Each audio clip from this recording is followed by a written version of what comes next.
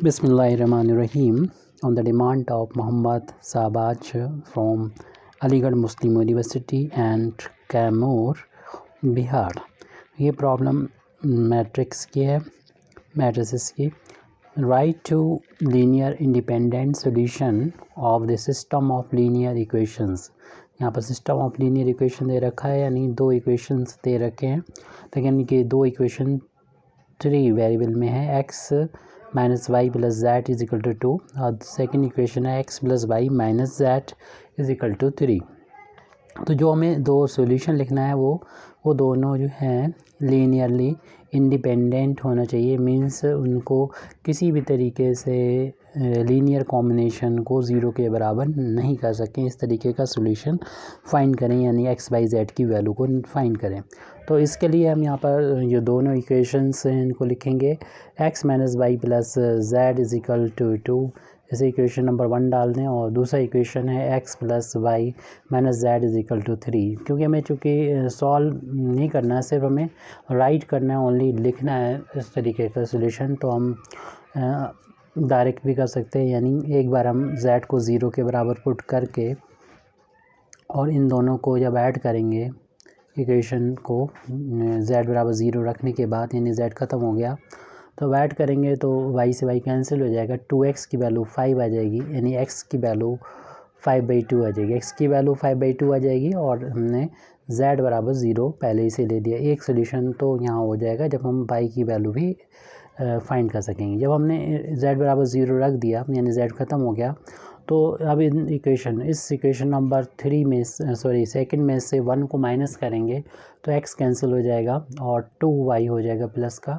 2y is equal to, इन 3 में से 2 minus होगा 1 आ जाएगा, यानी 2y की वैल्यू 1 आ जाएगी। यानी इक्वेशन में z बराबर ज़ीरो रखने पर इस तरीके से इक्वेशन हमें मिलेगी। सेकंड इक्वेशन हो जाएगी ये, यानी x plus y is equal to 3 हो जाएगी, और फर्स्ट हो जाएगी x minus y is equal to 2। ये रफ पे हम कर ले रहे हैं, और जब इसको माइनस करेंगे तो जो नीचे वाले इक्वेशन है उसका साइन चेंज हो जाएगा, ये माइनस था प्लस हो जाएगा, ये प्लस था ये माइनस हो जाएगा, माइनस और प्लस कैंसिल हो जाएगा। 2y इज इक्वल टू 1, इस तरीके से y की वैल्यू 1/2 आ जाएगी। तो एक सोल्यूशन तो ये हो गया, और हमने इसको डायरेक्ट किया है, बस y की वैल्यू को हमने डिटेल में बता दी। x की वैल्यू भी अगर आप चाहें तो z बराबर ज़ीरो पुट करके जो दो इक्वेशन बनेंगे उनको हमें प्लस करना होगा, और यहाँ पर हमने माइनस करके तो दिखा दिया। हमें सिर्फ राइट करना था, तो एक सोल्यूशन यानी हमने लीनियर सोल्यूशन, इसका लीनियर इंडिपेंडेंट एक सोल्यूशन लिख दिया है, और दूसरा सोल्यूशन लिखेंगे तो इस वाले सोल्यूशन के साथ में हम उसको, यानी एक्स बाई जेड की वैल्यू है उसको इस तरीके से लीनियर कॉम्बिनेशन नहीं बना सकते कि उसको ज़ीरो के बराबर पुट किया जा सकते हो। तो इस तरीके से हम दूसरा सोल्यूशन में निकालेंगे। अब इस बार तो हमने z बराबर ज़ीरो पुट किया था, अब अगली बार इसे सॉल्व करने के लिए हम दिखा भी दे रहे हैं, आप चाहें तो ना सॉल्व करें, डायरेक्ट कर लिख दें। तो पुट कर देंगे यहाँ पर, putting y is equal to 0 रख देंगे इक्वेशन नंबर 1 और 2 में। तो y बराबर 0 रखने पर x, पहला जो इक्वेशन था वो x प्लस z बराबर 2 आ जाएगा। ये इक्वेशन नंबर हम डाल देते हैं 3, या आप इसको 3 जब हम x की वैल्यू निकालेंगे और इसको 4 जब y की वैल्यू निकालेंगे, इसको 5 डाल देते हैं। इस बार थोड़ा सा हम डिटेल कर देते हैं, और नेक्स्ट टाइम जब हम y बराबर 0 इक्वेशन नंबर 2 में रखेंगे तो हमें मिलेगा x minus z is equal to 3, और इसी तरीके से इक्वेशन नंबर 6 मिल जाएगा। 3 और 5 आपको करना होगा, वो आप कर लीजिएगा, और शायद हमने कर भी रखा है ये। इसी को हम लोग इक्वेशन नंबर 3 और इसको 4 बोलेंगे। इनको जब ऐड किया था तो x की वैल्यू मिल गई थी ये, और माइनस किया तो y की वैल्यू मिल गई। अब y बराबर 0 रखने पे ये दो इक्वेशन मिले। अगर हम इन इक्वेशन को ऐड कर लेंगे तो z से कैंसिल हो जाएगा, 2x बराबर 5 हो के x की वैल्यू 5/2 आ जाएगी। और इनको जब माइनस करेंगे, यानी इक्वेशन नंबर 5 में से इक्वेशन नंबर 6 को माइनस करेंगे तो x प्लस z बराबर 2 इक्वेशन नंबर 5 है, और x minus z is equal to equation number 3 है।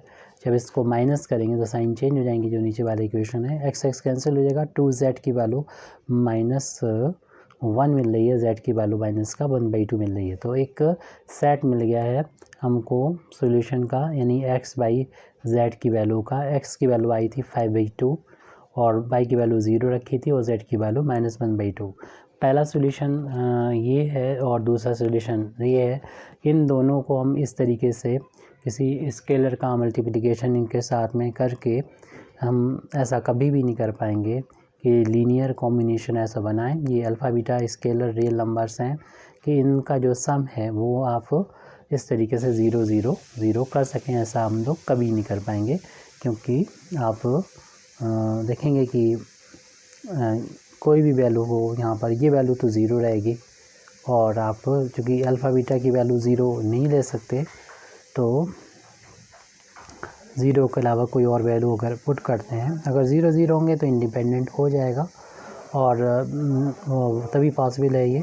और 0 के अलावा कुछ और वैल्यू लेते हैं तो ऐसा पॉसिबल ही नहीं होगा कि यहाँ पर 0 हो और यहाँ पर कुछ और वैल्यू 0 आ जाए। तो ये सॉल्यूशन जो हमें मिले हैं वो कोई दिखाने की हमें ये ज़रूरत नहीं कि इस तरीके से लीनियरली इंडिपेंडेंट ही होंगे, यानी हमें इस इधर 1 2 3 5 कोई भी नंबर रख के इनका सम जो है वो 0 0 हम नहीं कर सकते। तो ये लीनियरली इंडिपेंडेंट होगा, ये इसकी डेफिनेशन है।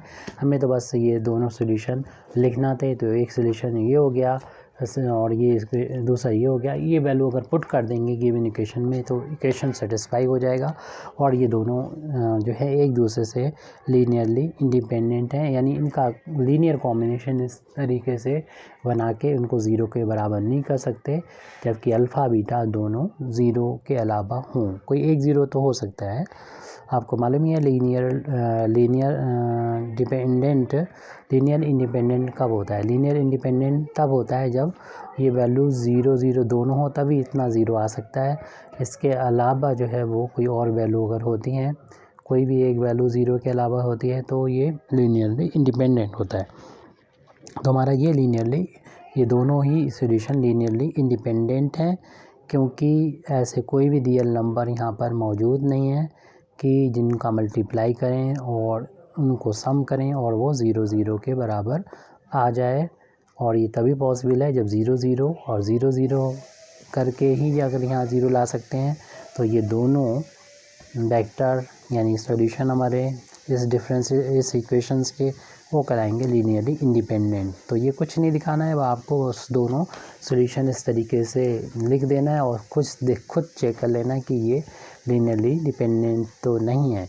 लीनियरली डिपेंडेंट जैसे होता है, लीनियरली इंडिपेंडेंट बताना है, डिपेंडेंट नहीं। जैसे कि ऐसा हो 2 5 और जैसे 6 हो, तो अगर इसमें 3 से मल्टीप्लाई कर देंगे तो ये हो जाएगा 6 और ये हो जाएगा 15 और ये हो जाएगा 18।